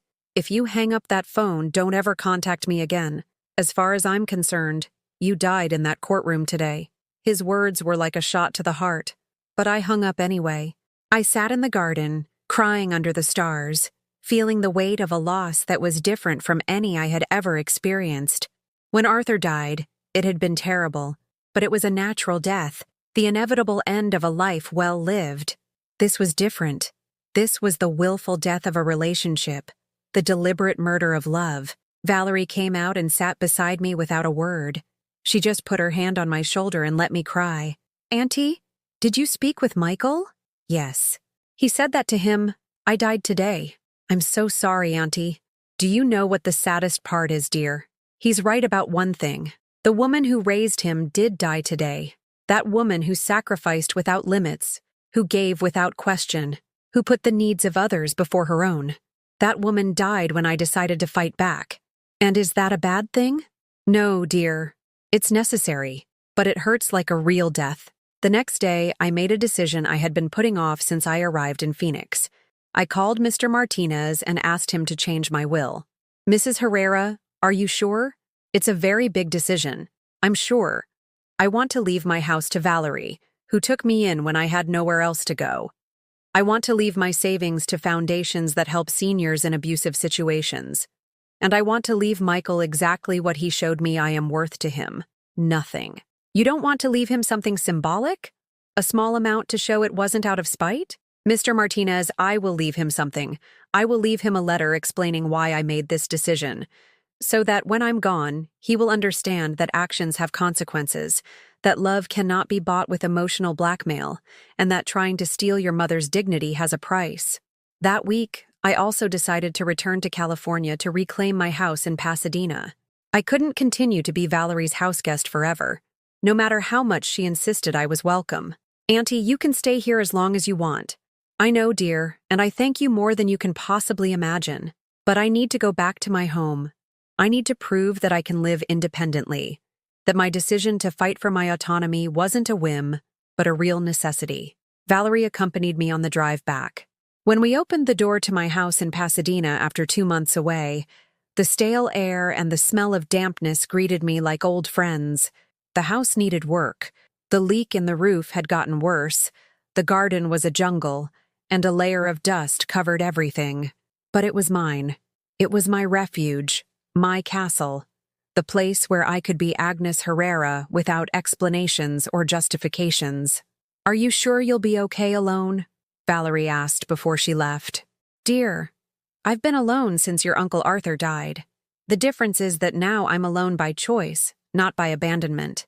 That first night back, I sat in my rocking chair by the window, looking out at the street where I had lived for 30 years. Neighbors who passed by waved with surprise and joy. Mrs. Peterson came running over from her house. Agnes, it's so good to see you. I thought you'd moved away for good. No, dear. I just had to leave for a while to remember who I am.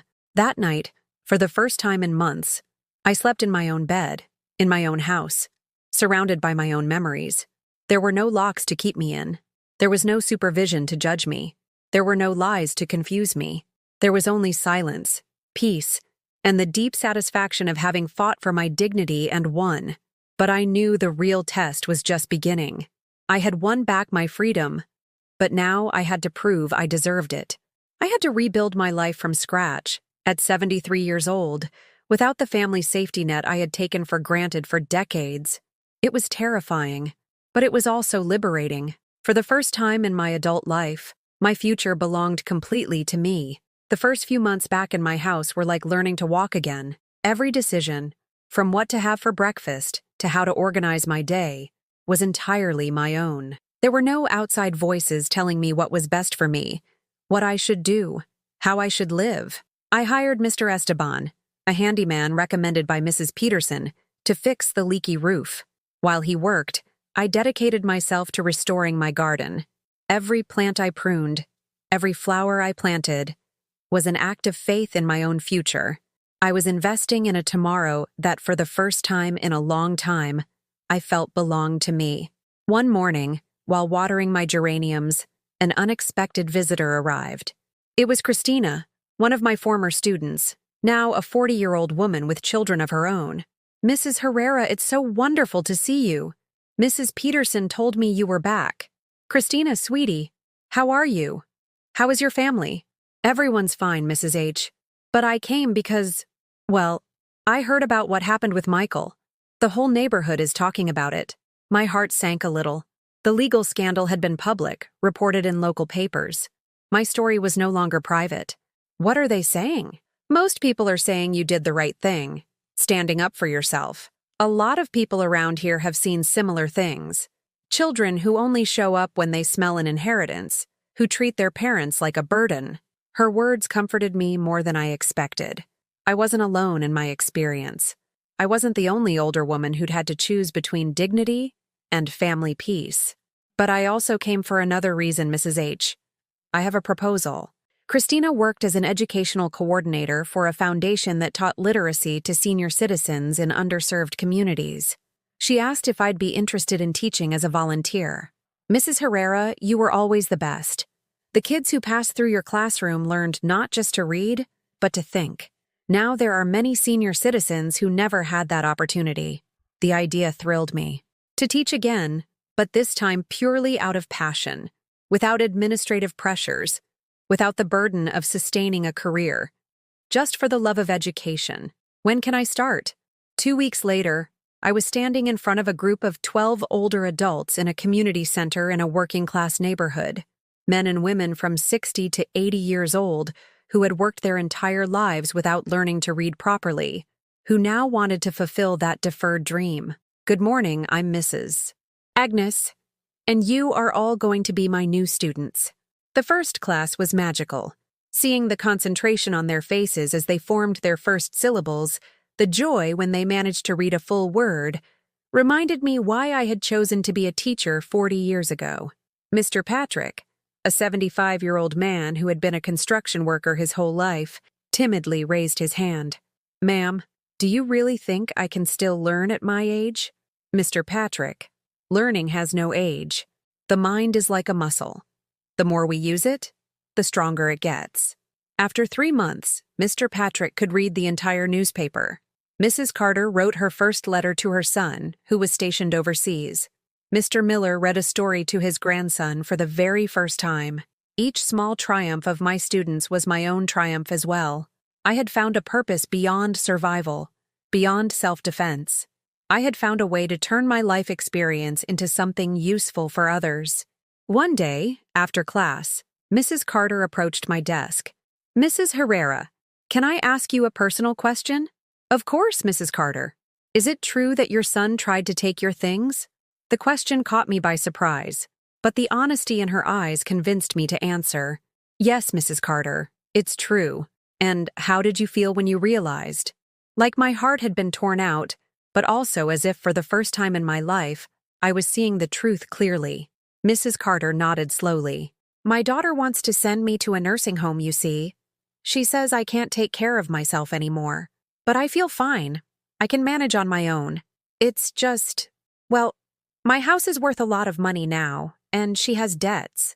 My story was being repeated in other families, with other women, in other places. Elder financial abuse was more common than I had ever imagined. Mrs. Carter, do you want to go to a nursing home? No, ma'am. I want to stay in my house until God calls me home. Then don't go. Seek legal aid, talk to social workers, but don't let anyone force you to give up your autonomy. But what if it's my own daughter? What if she says she loves me? Mrs. Carter, true love respects the will of the loved one. Control is not love, even when it comes disguised as concern. That conversation made me realize that my experience could serve a greater purpose. I spoke with Christina about the possibility of creating workshops on senior citizens' rights, on how to recognize and defend against family abuse. Mrs. H., that's an excellent idea. There are many organizations that would be interested in supporting this kind of program. 6 months after returning to my house, I was giving workshops in community centers all over the Los Angeles area. Dignity and autonomy in our golden years became a requested program by many institutions. In each workshop, I saw faces that mirrored my own experience.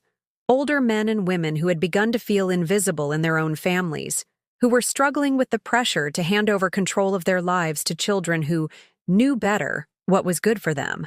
The first symptom of abuse, I would tell them, is not physical violence. It's when someone else starts to define what is normal for you, what you should feel, what you should want. One afternoon, after a particularly emotional workshop where 3 women had shared stories similar to mine, I received a call I wasn't expecting. Mrs. Herrera? This is Attorney Patricia Wallace from the District Attorney's Office. We wanted to inform you that the case against your son, Michael Herrera, has been closed. Closed? Why? Your son accepted a plea deal. He acknowledged the facts, paid a substantial fine, and has agreed to a restraining order preventing him from contacting you without your express consent. In return, he will not have a criminal record. He acknowledged the facts? Yes, ma'am. He has officially admitted to attempting to fraudulently gain control of your assets. It's in the court files. It was a bittersweet victory. Michael had legally admitted what I always knew to be true, but it didn't ease the pain of having lost him. That night, I sat in my rocking chair with a cup of chamomile tea and reflected on the year that had passed. It had begun with me as an invisible old woman in her daughter-in-law's house, manipulated and controlled. Now, I was a 74-year-old woman who taught classes, led workshops, and helped other people defend their dignity. My phone rang. It was an unknown number. Mrs. Herrera? My name is Sandra Morales, a producer for the show Women of Steel on PBS. We heard about your story and would like to invite you to share your experience on our program. On television? Yes, ma'am. We believe your story can inspire many women who are going through similar situations. A part of me wanted to decline. Turning my family pain into a public spectacle seemed inappropriate. But another part thought of Mrs. Carter, of the women in my workshops, of all the seniors being manipulated in silence. When would the taping be? Next Tuesday, if that works for you. I accept, but on one condition. I want the program to include information on where people can find legal and psychological help if they are in similar situations. Of course, Mrs. Herrera. That was exactly our intention. The program aired a month later. The Grandmother Who Refused to Be a Victim was the title they chose. Seeing my story told on television, hearing my own words repeated for millions of people, was surreal, but the response was immediate and overwhelming. My phone rang for days with calls from women who wanted to share their own stories, who asked for advice, who wanted my lawyer's name. One call in particular moved me deeply. It was a 68-year-old woman from Chicago. Mrs. Agnes, my name is Hope Rodriguez. I watched your program yesterday and I cried through the whole thing. My story is identical to yours, but I haven't had the courage to fight back. Mrs. Rodriguez, courage isn't the absence of fear. Courage is acting in spite of fear. But how? How do you stop loving a child who is hurting you? You don't stop loving them, Mrs. Rodriguez, but you learn to love in a way that doesn't destroy you. Love for others cannot require hatred for yourself. After that call, I decided to write a book. Dignity is non-negotiable. Memoirs of a Rebel Grandmother was published a year later. It was my complete story, but also a practical guide for seniors facing family abuse. On the day of the book launch, at Vroman's bookstore in Pasadena, more than 200 people showed up, men and women of all ages, but mostly seniors who had found in my story a mirror of their own struggles. During the Q&A session, a woman in her 70s raised her hand. Mrs. Agnes, do you ever regret fighting back? Do you ever think it would have been easier to just give in? Ma'am, it would have been easier, yes. But it would not have been right. Ease is not the criterion for important decisions. Dignity is. And don't you miss your son? The question hit me as it always did. Because I did miss Michael. I missed the little boy he had been. I missed the relationship we had before money came between us. But I no longer missed the version of him I had discovered. I miss the son I thought I had. I do not miss the man I discovered he was. At the end of the event, as I was signing books, a young woman approached with tears in her eyes. Mrs. Agnes, I'm not a senior, but I am a victim of family abuse. My husband controls all my money, all my decisions. Your story gave me hope that I can get out of this situation. My dear, abuse is abuse, no matter the victim's age. And dignity is a fundamental human right. Don't let anyone convince you otherwise. That night, back at my house, I sat in my garden under the stars. My lemon tree had borne fruit again. My geraniums were blooming in pots I had chosen and placed myself. My house smelled of lavender and coffee, the scents I had decided would define it. I was 75 years old. I lived alone, but I was not lonely. I had purpose. I had impact. I had the deep satisfaction of having turned my pain into a tool to help others. Michael had never contacted me again. Sometimes I saw his name in business news. Apparently, he had thrived professionally despite the legal scandal. Jessica had posted photos on social media of expensive vacations, elegant restaurants, the kind of life they had planned to finance with my assets. But it no longer hurt to see those images.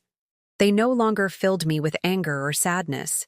They simply confirmed that I had made the right decision. My life was now mine, completely mine, and it had turned out to be richer, more meaningful, and more fulfilling than I had ever imagined possible at my age. The phone rang, interrupting my thoughts. It was Valerie. "Auntie, how did the book launch go?" "Wonderful, dear. So many people came, we sold all the copies, and I think the message reached those who needed to hear it. Auntie, I'm so proud of you. You've turned one of the most painful experiences of your life into something that is helping thousands of people. Thank you, dear. And thank you for giving me refuge when I needed it most. Without you, none of this would have been possible." After hanging up, I stayed in the garden a little longer. Tomorrow, I would teach another literacy class. On Thursday, I had a workshop on senior citizens' rights. Next month, I would travel to Boston for a conference on dignified aging. My schedule was full, but full of things I had chosen to do. My time belonged to me. My life belonged to me. And for the first time since Arthur's death, I felt completely at peace. The invisible old woman who had been manipulated in Michael's house was gone. In her place, a woman had been born who knew her worth, who defended her dignity, and who had learned that it is never too late to start over.